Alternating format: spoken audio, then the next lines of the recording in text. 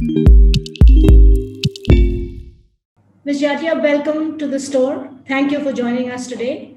Uh, Thank you for the opportunity. Thank you. Let me begin by what I guess by now must be a typical question about the dramatic changes that have happened in consumer behavior over the last year, including in food service and also in quick service restaurants. What do you think were the key trends that you picked up over the last year, and how did you manage to navigate the business around those very fast changing behaviors? Absolutely right. I mean, the last 18 months have put, all industries, all categories, and especially the food service business on their toes to understand what has been the changing consumer trends. And I would like to bucket it in actually two areas. So some of the trends which we saw in India were not new trends. There were pretty much trends which are global trends, but I think because of the pandemic, it got accelerated in India.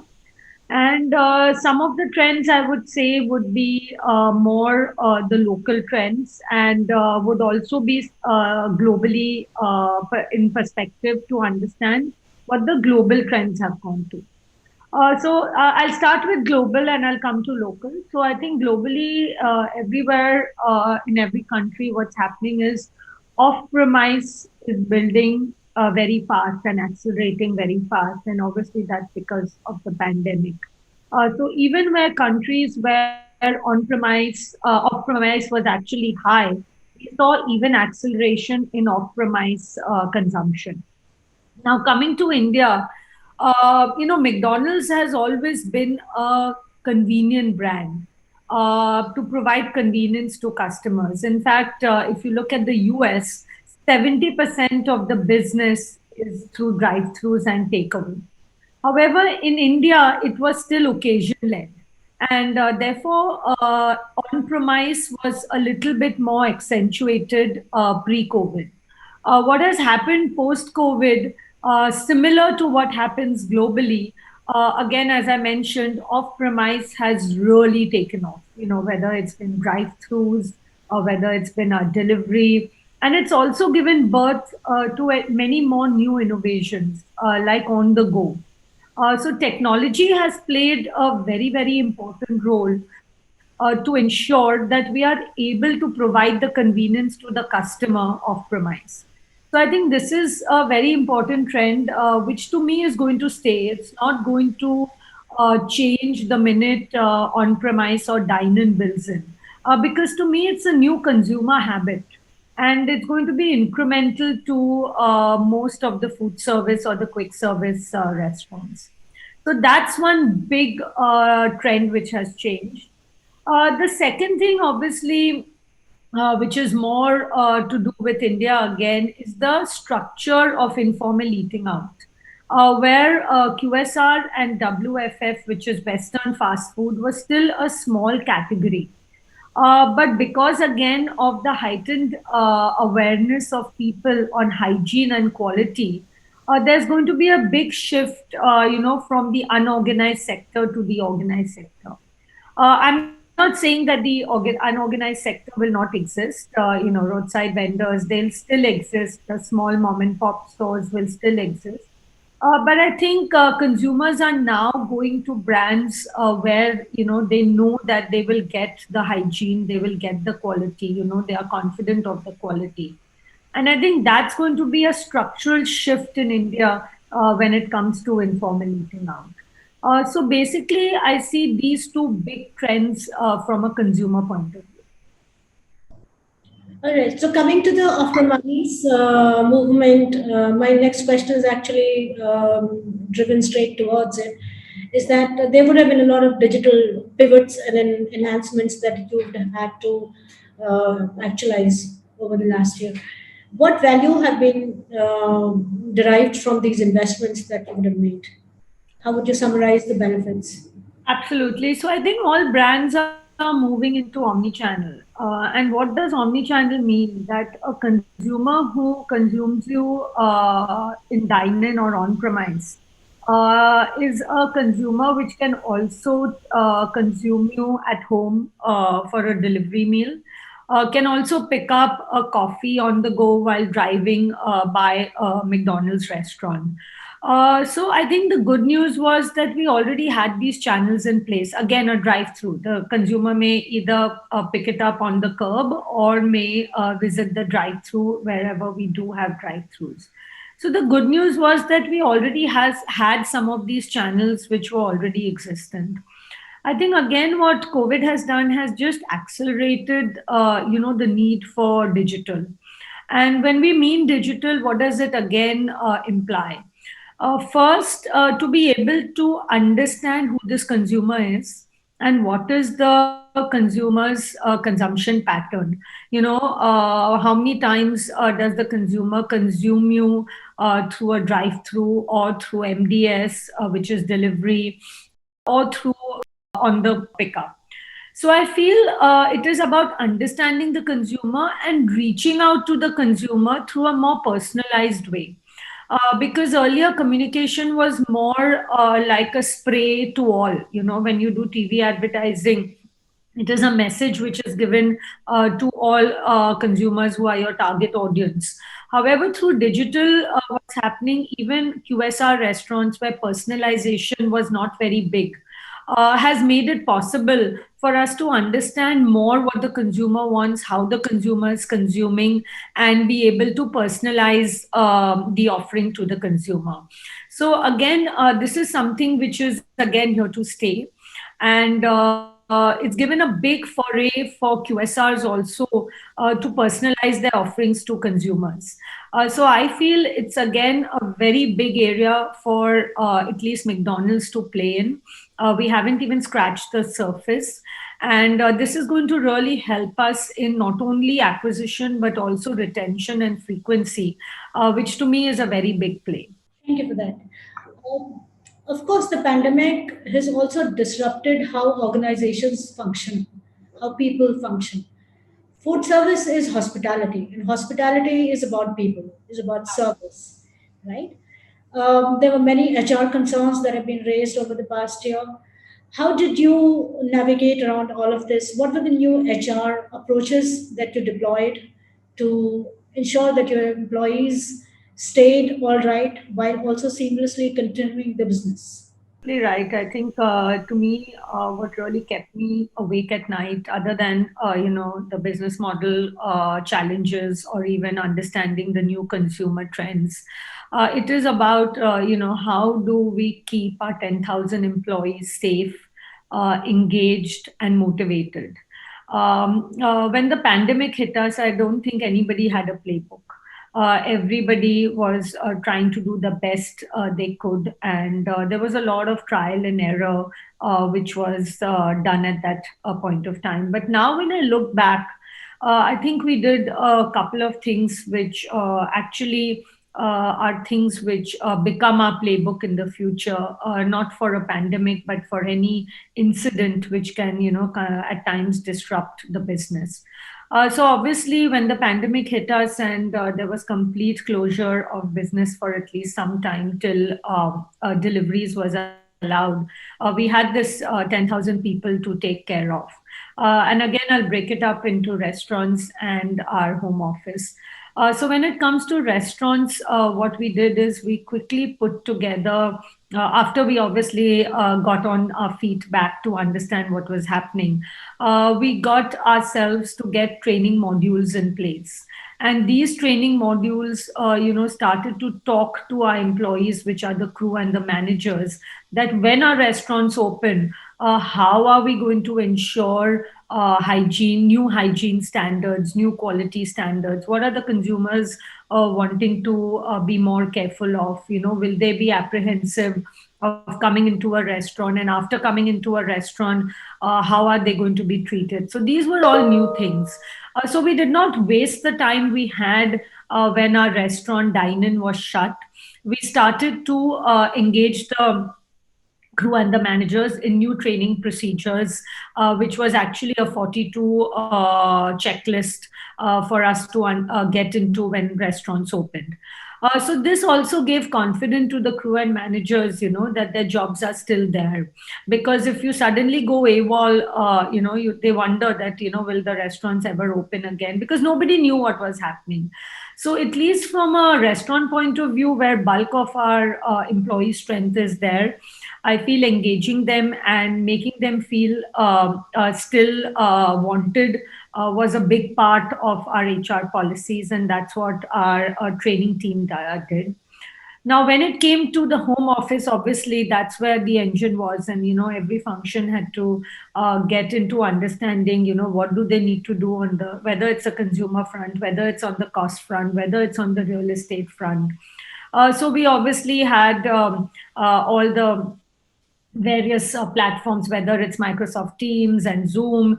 So very quickly through technology, we got our platforms in place to be able to engage and connect.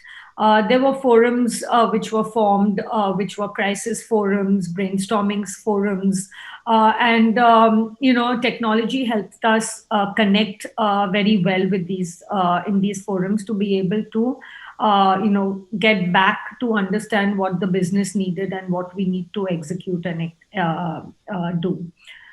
Secondly, I feel I would say that it was very necessary for people at every level to start touch basing with their second in command. Right from the leadership team, right to people managers, right up to the very end, it was very important to have communication forums. So business discussion forums were one, but there were communication forums where I think HR did a very good job to lead these forums, and along with their supervisory managers. So those were the forums which again made our employees feel that yes, if they have any issues, whether on the personal front, whether on the work front, they had a voice where they could be spoken to.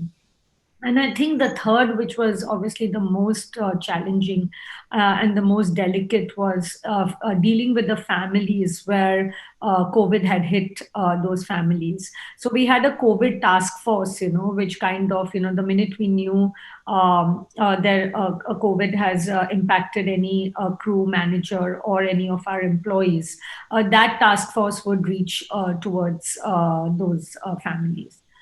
So I think HR, I think the biggest work of HR was to keep our employees engaged, give them a sense of belonging, and at the same time give them a sense of empowerment that yes, they can help in getting us through this crisis. And a lot of these things will move forward. Everybody's been talking, will work from home become new normal? To me, I feel it's not going to go back to where we used to be, which was 6 days a week working in office, travel, which was very rampant, because people have understood how work can be done in other ways. So to me, I think it's going to be a hybrid model where there'll be a lot of flexibility for people to either work from home when needed, but there will be a certain number of days where they will have to come to office, because I feel that is important. It's not something which work from home can be the new normal. At least the way I look at it in the restaurant business, because if your restaurants are open and people are in restaurants, you cannot be sitting at home. You have to lead the way, and you have to go and visit the restaurants. So it is going to be a hybrid model. And in that, I think HR will have to play a very, very key role to ensure that there is stability, there is engagement, and then there is empowerment. Your Q4 results from the last financial year were fairly impressive. So there was 142% growth in convenience channels, revenues of over 3,500 million rupees, and quoting some other figures, there was also a great deal of cost rationalization that you did, right? With EBITDA climbing to 325 million rupees. So can you share some of the specific innovations or turnarounds that you did behind the scenes to affect those numbers? So I think Innovation in our category is something which you continuously need to do in order to keep abreast with the macro environment as well as the consumer. So I don't think there is any a silver bullet or one big silver bullet which has helped us land on the feet where we are. As I mentioned to you earlier, that off-premise or convenience channels, what we call internally, are something which really give business to a QSR brand. You know, whether it is drive-throughs, whether it's deliveries. Uh, so that was something which we needed to build. I think the innovation on this was on the go, what we call the curbside pickup. So we were able to, in our own app, give the customer an option that they can either order at home, or if they are en route, they can pre-order their food or pick up a cup of coffee. And when they are at the restaurant, they don't have to get out and collect it. Somebody will come and give it to them in the car. So it was an innovation which helped us accelerate our business when dine-in was closed. So it's these small things on the consumer front which kind of helped us get the business which was needed. I mean, obviously, if I take wave one and wave two, wave one, I think the task at hand was to build consumer confidence that it is safe to eat outside food, because nobody, people at that time were apprehensive of even eating food. So I think we had to build that confidence that, COVID does not spread through food. And we at that point of time had introduced contactless delivery, which was we were one of the pioneers to do that. So that was again a small innovation for us to be able to create that confidence in the mind of the consumer. However, now in wave two, it is not about the consumer knows that they can order food, and I think ordering food has become even more rampant of what it was before COVID. So to me, this was a silver lining of the crisis, which the business could take an opportunity. But now it is about how does technology keep getting better and better to be able to have a seamless experience to the customer through all the various channels. So those are those small things we did on the consumer front. On the cost front, again, there is no innovation. I think in the way we work in McDonald's, and it's a little bit of the way our standard operating procedure is, that we keep taking out cost out of the system, because India is a high inflationary country, anywhere between 5 to 8%. So if you don't take out cost of the system, there's a huge impact on profitability. What happened because of COVID, I think the speed at which we had to create opportunities to take out these costs of the system became even faster. So again, there were cost forums, there were consumer forums, there were people forums, and each one had things to do. So I think it helped. The only thing we did differently in COVID is we reorganized ourselves in a different way. So that speed and agility was there.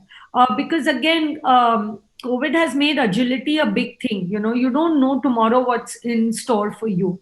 So I think that's what we did differently for us to get back on our feet again on quarter 4. And it was something which we saw quarter on quarter.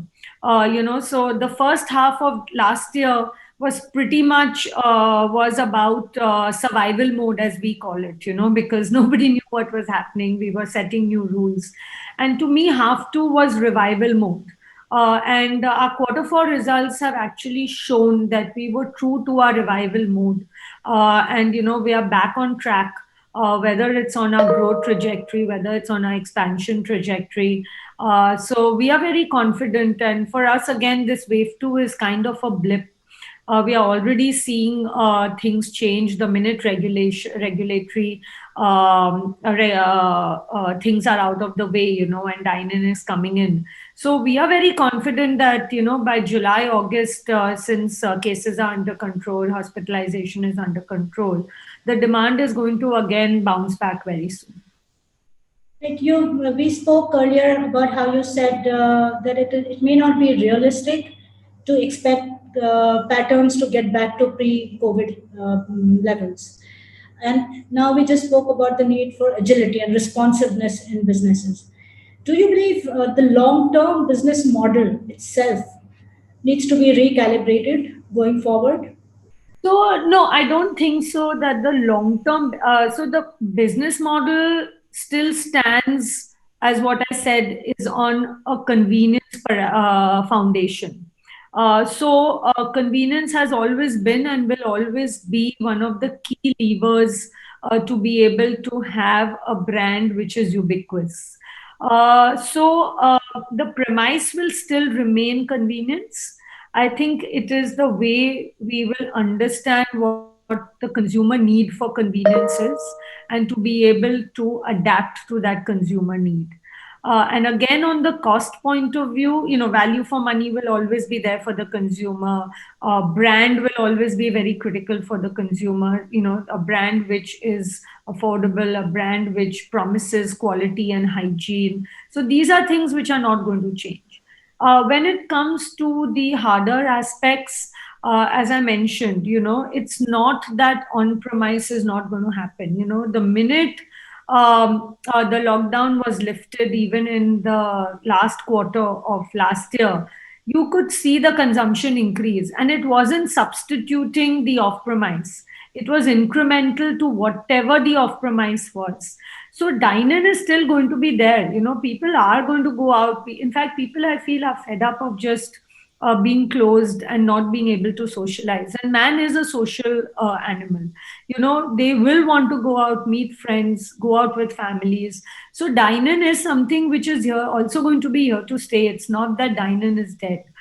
There could be a change in the ratio, and which is something which is, as I told you, Global has 70% of the business off premise, but still there are 13,000 restaurants across the globe. So dine-in is still going to stay.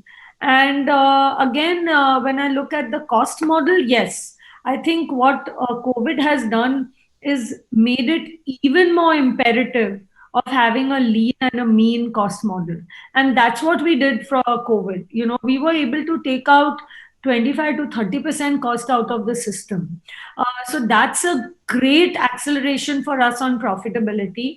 And year on year, we will again continue to keep taking out 8 to 10% costs out of the system to be able to combat inflation. So I don't think there's any fundamental change in the business model. It is just how we are able to adapt to what the environment is posing through agility. Right. Let's come to your consumers. Millennials and Gen Zs make up a significant part of McDonald's customers worldwide and in India, of course. Everybody's noticed how the Gen Zs, especially, are getting more and more vocal about ethical choices, responsible lifestyle choices, healthful lifestyle choices, and they're demanding more from brands in terms of health accountability.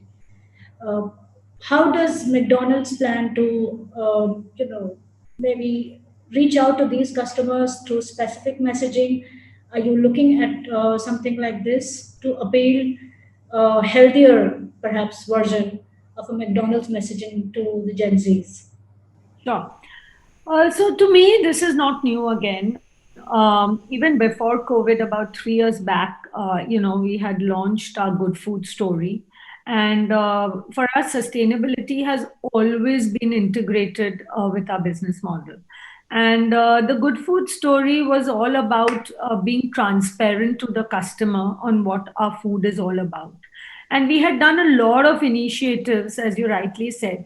People are moving towards, I wouldn't call healthy choices, but I would say they want to know what their food is all about. So I think that was very important for us to ensure that we were listening to our consumers and giving them what they wanted. So firstly, we kind of saw what we could do in our food. So just to give you some examples, we reduced oil from our mayonnaise by 40%. And that reduced calories of our burgers by at least 10 to 15%. We reduced sodium content in our fries, in our nuggets, in our patties, in our sauces by 20%. So these are some of the small things we did. All our food is free of any artificial coloring, flavors, preservatives. So that was something which we are very proud of. Though burgers are always bashed in terms of unhealthy food, but I think something being free of artificial colors, preservatives, flavors, it's not that fried is bad. It is about these artificial coloring and preservatives which makes fried food bad. So that was something very big for us, and we got a lot of consumer appreciation when they understood what went into the food. Along with that, I think we always give our customer many choices. We have the steamed egg burger, we have the grilled patties. Our soft serve cone is only 90 calories, and it's only made of fresh milk. There is no vegetable fat in it. We give our customers an option of a wheat bun. So these were all things which we were doing always for Gen Z or even the millennials. Also on the sustainability front, when the whole plastic free initiative was started by the government, we were well ahead of the game to be able to eliminate any single use of plastic when it came to consumer facing usage. And this was something, again, we were very proud of, because we were ready and we had already become plastic free when government mandated it, that it needs to be there. And by this, we are saving at least 200 to 500 tons of plastic in a year. Again, we were the first to innovate, and again, this was the Prime Minister initiative of biodiesel. So we took our cooked cooking oil and we converted it into biodiesel, which was used in our delivery trucks. And this not only eliminated wrong usage of used oil, but also helped us reduce the carbon footprint by close to 15,000 tons. So this is something we continuously do, even on the energy front. In all our restaurants, we have what we call an energy management system. And that again helps to see where there is leakage of electricity, gas, or diesel in the restaurants. And it helps our managers to understand and control that leakage. And again, this again saves carbon footprint. So these are things which we continuously do at the back end. And we've realized that, the new generation is very, very, they want to not only consume brands, but they also want to work with brands which are ecologically friendly. So because of that, we've started communicating more to what we do. And I think whenever we have communicated these initiatives, we've seen that our response has been really good, when it comes to consumers or even our own employees. Right. In an omni-commerce world, there are multiple channels of consumption for McDonald's as well, and there are multiple data points coming from several different sources. Do you think food service as a business might just get more and more complex to operate in and to keep an eye on the ball, so to speak? What do you think if you had to define to, let's say, an emerging entrepreneur in this category? What would you say are the top two or three or four thumb rules for retail profitability in food service? Um, I think how I would put it again is that if I look at pure profitability, it's always, I think the first rule of thumb rule would be it's very important to have a lean and mean cost structure. And it is very important to break even at least 30% lower than what your average sales, whether annual sales, daily sales would be. Because that when there is a crisis or when there is any disruption, you have the wherewith to be able to handle that disruption and not let your business model collapse completely. So having a lean and mean cost structure is very, very important.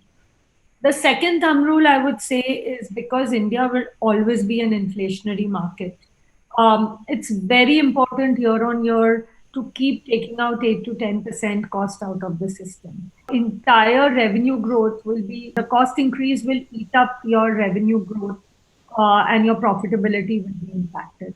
So if you want, the flow through to the bottom line, which for any food and consumer facing business is very important, it's very important to keep taking out cost out of the system.